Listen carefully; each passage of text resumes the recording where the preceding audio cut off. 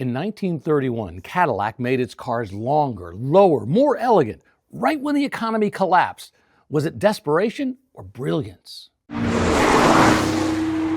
there, Rick DeBrule with another chapter in the automotive evolution, here once again at the Martin Auto Museum in Phoenix. You know, this is a great collection. It has more than 180 cars. Some are very modern. We got a C8 Corvette. Some go back to the automotive roots, and others, like this 1931 Cadillac Fleetwood 355A convertible, mark important turning points.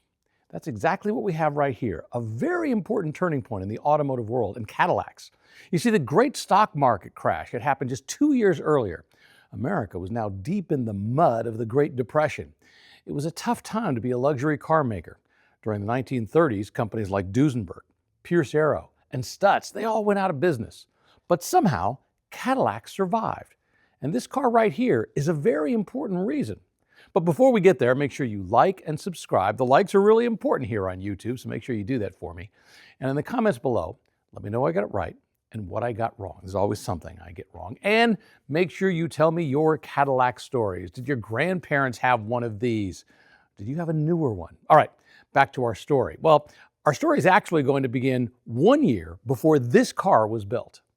In 1930, Cadillac made a strategic move. Now, there may not have been a lot of millionaires left, but Cadillac decided the time was right to push its rivals aside so that they could own the luxury market. After all, Cadillac was a part of General Motors, the biggest car company in the world at that point. So Cadillac introduced two brand new engines in 1930, the V12 and the V16. The V16 was what we call a halo car, designed to show that Cadillac was still at the top of its game. Fewer than 3,000 were sold that year. The V12 came out later in the year as a 1931 model. It gave buyers who still had money a second option that was still impressive but slightly less expensive, which meant that this V8 model was now the entry-level Cadillac. Now, don't confuse entry-level with cheap. This convertible would have cost $3,000 brand new, a lot of money in the Depression. And while people may have been talking an awful lot about that brand new V16 or the V12 engine, this is the car that got the big numbers. Cadillac sold nearly 17,000 cars in 1931, and more than 10,000 of those were the V8s, just like this car. In fact, there were 13 different V8 models available. Some, like this car, had a body designed and built by Fleetwood. That was a one-time coach builder that had been absorbed by GM and was now focused on Cadillac. Others were using bodies built by Fisher, which was also now a part of General Motors. Incidentally, by my count, there were a total of 44 different Cadillacs available in 1931, with different bodies, different engines, by different coach builders. It was a pretty impressive lineup for a company that was navigating the Depression. All right, let's walk around and take a look at the styling on our 1931 Cadillac. It's a 355A. This is a Fleetwood body, and I really have to start up front by talking about this spectacular hood ornament. It's called the Flying Goddess. It was introduced the year before in 1930, designed by a guy named William Schnell, and this graced an awful lot of radiators over the years for Cadillac. Just a beautiful design. And sitting on top of this radiator, it's important to point out that the radiator in 1931 actually sat lower in the frame because they had some pretty significant design changes that happened both in terms of styling for the body and down below with the frame. And we have to talk about what was going on in General Motors at that point in time. Just a few years earlier, one of the Fisher brothers, remember Fisher had been absorbed by General Motors at that point, recruited a young man by the name of Harley Earl. You've heard that name before, of course, one of the greatest automotive designers of all time in the United States. He was recruited to come to work for General Motors. The first car that he designed was the 1927 LaSalle. After that, well, they created something called the Art and Color Design Studio. Harley Earl was in charge of that. The idea was to take the bodies from being, well, simple and plain and utilitarian and giving them more style. That's what he was really good at. And this was really one of the first cars that art and design studio had a big impact on. Harley Earl took a look at the previous designs, and while Cadillacs had always been great mechanically, strong, reliable, smooth, they really necessarily weren't the most stylish cars. Harley Earl wanted to change that. So there were a lot of changes. This car is longer, it's lower, the hood sits lower. This year they got rid of the louvers, which were pretty classic looking, put these big 5 doors on the side. They also have a cowl door right here. This feeds air into the interior. Another thing they did this year was they got rid of the drawers that used to be on the side of the Cadillac. They'd be right here. They were great for storage, but they also meant that the body and everything had to sit up just a little bit higher. Now, by getting rid of those, they were able to lower that just a touch. They also significantly changed the frame underneath this car. This frame has something called divergent rails. What that means is it's a narrower rail at the front and wider at the back, which means as you're building the car, you have the ability to give more room to the back seat. Now, this just has a rumble seat, but if you had a touring car or a sedan, you could have a wider back seat in the back. So it was pretty significant in terms of what they were able to do with the styling. They were also able to sit the body lower onto the frame. Of course, this has the classic trunk. This cost about an extra $100 to $120. There were other options you could get. For example, these wind wings. I think these cost between $25 and $50.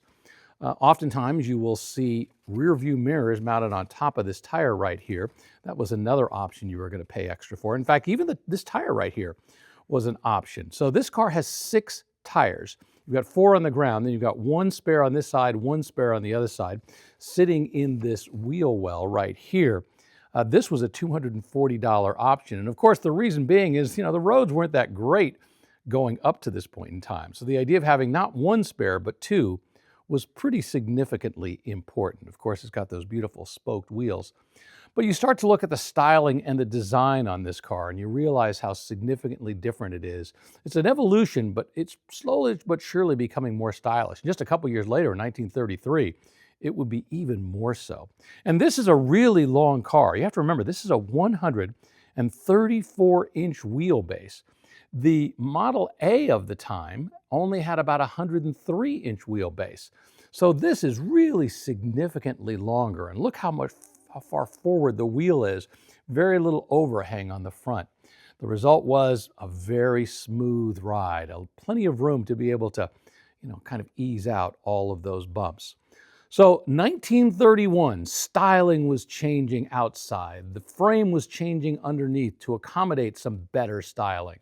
A lot going on in the Cadillac world, and this car right here, this 1931 Cadillac Series 355A, this was a great step forward.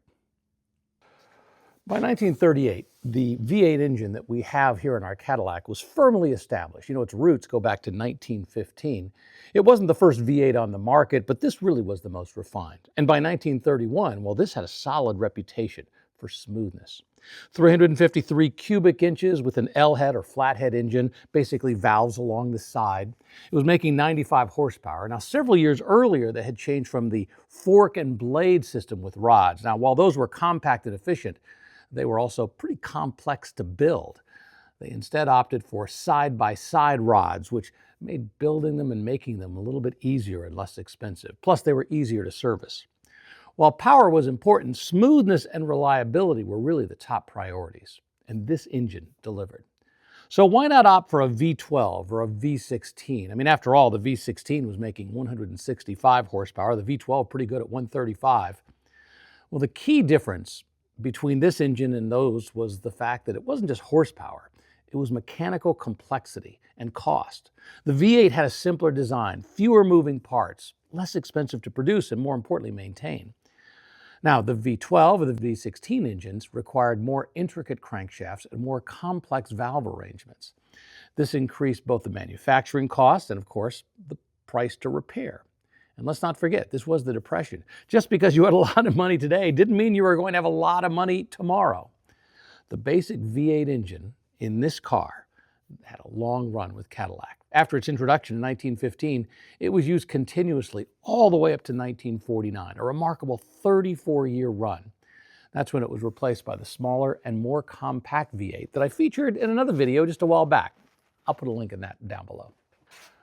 All right, as we walk in and step into our 1931 Cadillac, before I talk too much about the interior, I want to think about who was the first owner of this car back in 1931? Remember, they had survived the stock market crash. They still had enough money to not just buy a Cadillac, but to buy a Cadillac convertible, a Roadster, right? This was a frivolous car. Most people weren't going to need this. And if you did buy this, chances were you had at least one more, maybe two more cars, something that was enclosed for bad weather. This was a very frivolous purchase to be able to afford, to be able to buy. So whoever had this, well, once again, they had a bunch of money. Changes inside as well as outside from a styling perspective. Perhaps the most important was the fact that they went to this oval-shaped gauge cluster right here. You can see how it's centered perfectly in the dash, very symmetrical. I'm intrigued by the fact that they really didn't have the concept of maybe we should put the gauges center so that the driver could, look up. But kind of remember, for the most part, you really weren't going that fast back then. And having everything off to the side, well, they like the symmetry of it as opposed to the design concept of having it sitting right in front of you. Big gear shift knob, 3 pedals. They had the parking brake right there. On the steering wheel, they had a couple of controls as well. This is the throttle control. Back then, this was really a leftover from previous time where you could control the throttle on the steering wheel. But in a way, it was kind of like a cruise control back in 31. You could just open it up, take your foot off the gas, and this was controlling it.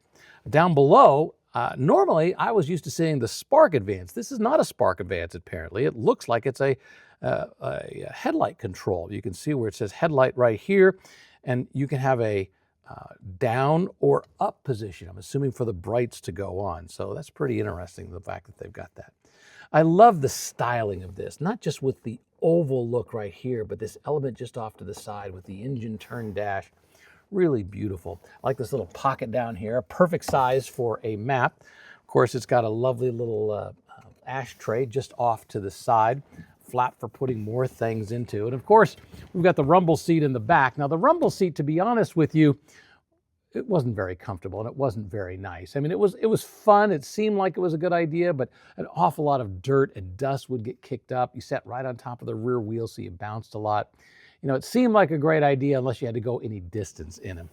But once again, up front, boy, this was just a perfectly luxurious car. And I can tell you, sitting in this car, even today, this is a very, very comfortable. I like the seating position. You're up nice and high. I can see over the hood. You're going to get a little bit lower as time goes along. But right now, boy, this is a great, comfortable seating position, great big steering wheel. And once again, I think back to whoever it was. Was it some Wall Street tycoon that had managed to survive? Or was it a celebrity?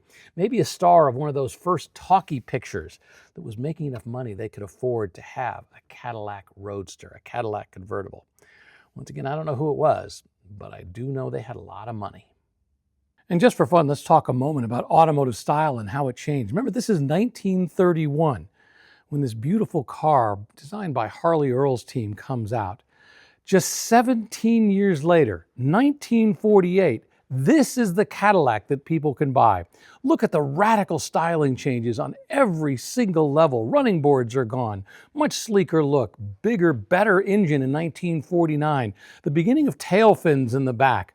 When you compare that 1931 model to that 1948 model, boy, what a leap forward in design and technology.